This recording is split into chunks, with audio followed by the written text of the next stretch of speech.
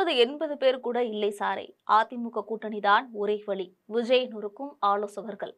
வரவிருக்கக்கூடிய 2026 தமிழ்நாடு சட்டமன்ற தேர்தலில் அதிமுக மற்றும் பாஜகவுடன் கூட்டணி அமைப்பது குறித்து தாவேக தலைவர் விஜயை சில அரசியல் விமர்சகர்கள் வலியுறுத்தி வருகின்றனர். விஜயிடம் நேரடியாகவும் அதே நேரத்தில் மறைமுகமாகவும் பிரஷர் போட்டு வருவதாக கூறப்படுகிறது.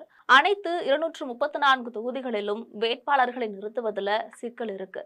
இதனால கட்சி பணிகளுக்கு சவால் ஏற்படக்கூடும் என்று அவர்கள் வற்புறுத்துகின்றனர். நடிகர் விஜய் தலைமையிலான தமிழக வெற்றி கழகத்திற்கும் எடப்பாடி பழனிசாமி தலைமையிலான அண்ணா திராவிட முன்னேற்ற கழகத்திற்கும் இடையே புதிய அரசியல் மோதல் உருவாகியிருக்கு. விஜயை கூட்டணிக்குள் இழுக்க எடப்பாடி தீவிரமாக முயன்றிருக்கிறார். ஆனால் தாவேக அதற்கு பிடி கொடுக்காமல் தொடர்ந்து விலகி சென்றபடி இருக்கிறது.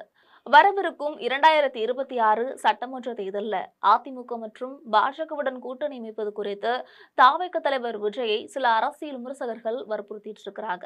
தற்போது தாவேகவிடம் சுமார் 70 முதல் 80 வலுவான வேட்பாளர்கள் மட்டுமே இருப்பதாகவும் பல தொகுதிகளில் இன்னும் தகுதியான அல்லது அனுபவமிக்க நபர்கள் இல்லை என்றும் இந்த அரசியல் ஆலோசகர்கள் சுட்டிக்காட்டுகின்றனர். போதுமான தரமான வேட்பாளர்கள் இல்லாமல் முழு மாநில பிரச்சாரத்தை மேற்கொள்வது கட்சிக்கு பாதகமாக அமையலாம் என்றும் அவர்கள் தெரிவிக்கின்றனர். தாவேக போன்ற புதிய கட்சிக்கு வலுவான களப்பணி, பிரபலமான முகங்கள் மற்றும் ஒவ்வொரு தொகுதியிலும் அனுபவமிக்க அமைப்பாளர்கள் தேவை. இவை இல்லாமல் கட்சி தனது வளர்ந்து வரும் பிரபலத்தை வாக்குகளாக மாற்ற முடியாமல் தடுமாறலாம் என்று அஞ்சப்படுகிறது.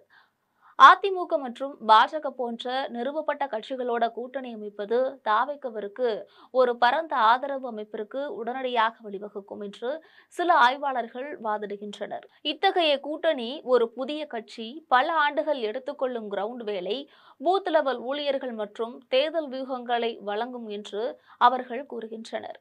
இது தாவேக பிரச்சாரத்தில் அதிக கவனம் செலுத்த உதவும் என்று அவர்கள் நம்புகின்றனர். இருப்பினும் இந்த ஆலோசனைகள் அரசியல் வட்டாரங்கள் விவாதத்தையுமே ஏற்படுத்தியிருக்கிறது. அதிமுகவுடன் நின்றால் 80 சீட்டு வரை கிடைக்கும், உங்களிடம் அதற்கான வேட்பாளர்கள் இருப்பார்கள், துணை முதல்வர் பதவியும் கிடைக்கும், என்ன நினைக்கிறீர்கள் என்று விஜயிடம் அரசியல் ஆலோசகர்கள் நேரடியாகவும் மறைமுகமாகவும் பேச தொடங்கியிருக்காங்களாம். ஆனால் தாவேக கட்சியோட உள்வட்டார தகவல்களோட படி அதிமுகவுடன் தொடர்ச்சியான அணுகுமுறைகள், பேச்சுவார்த்தைகள் இருந்த போதிலும் அதிமுகவுடனோ இல்ல பாஜக தலைமையிலான தேசிய ஜனநாயக கூட்டணியுடனோ கூட்டணி வைக்க போவதில்லை அப்படின்னு விஜய் உறுதியாக தெரிவிச்சிருக்கிறாரு. தேசிய ஜனநாயக கூட்டணியில இணைவது தன்னுடைய நீண்ட கால அரசியல் எதிர்காலத்தை பாதிக்கும் என்று விஜய் நம்புவதாக கூறப்படுகிறது. சிறுபான்மை சமூகத்தினரின் ஆதரவை இழக்க நேரிடும் என்று அவர் கவலைப்படுவதாக தமிழக வெற்றி கழகத்தின் வட்டாரங்கள் ஒருபுறம் தெரிவிக்கின்றன. தற்போது விஜயை மாற்றத்தின் அடையாளமாக பார்க்கும் இளம் வாக்காளர்கள் ஏற்கனவே இருக்கக்கூடிய பழைய அரசியல் கட்சிகளோட அவர் கைகோர்த்தால் இளைஞர்கள் தங்களுடைய ஆதரவை திரும்ப பெறலாம் என்றும் விஜய் கருதுகிறார் என்று கூறப்படுகிறது.